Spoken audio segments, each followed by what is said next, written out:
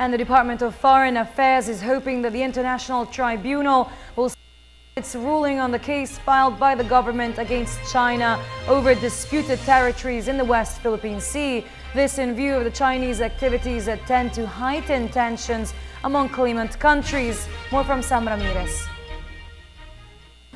The Philippines legal team is reviewing if a request to speed up the arbitration case filed against China is possible. According to DFA spokesperson Charles Jose, this was prompted by the increasing tension in the West Philippine Sea. According to the Secretary, the situation is getting worse every day. We are concerned about the ongoing activities by China, for example, yung mga reclamation work nila and the overwhelming presence dito sa South China Sea.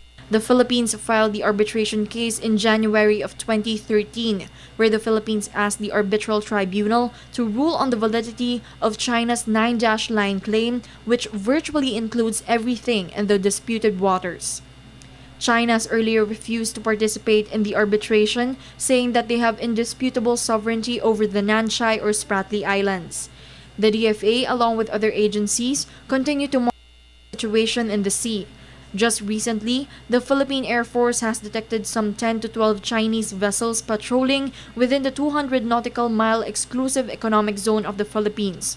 Part of our track to manage the tensions, we are monitoring yung mga activities ng China. So that falls under. But if it will help our case, and we will be consulting our legal team, whether to add this to our memorial that we already submitted earlier, then we will do that.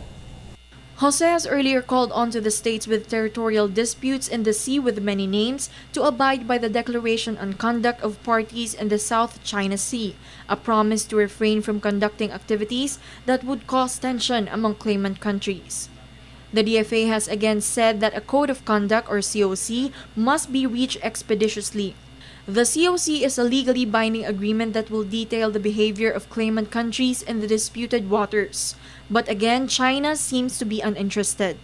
Sa ASEAN, we are all in agreement that we should conclude as soon as possible the negotiations for the early conclusion of the COC. But we believe that China is not interested in the early conclusion of the COC. The technical working group continues to work towards the creation of the COC. To date, they have had at least 2 meetings, but the details of the code were not tackled. For the People's Television, Ramirez.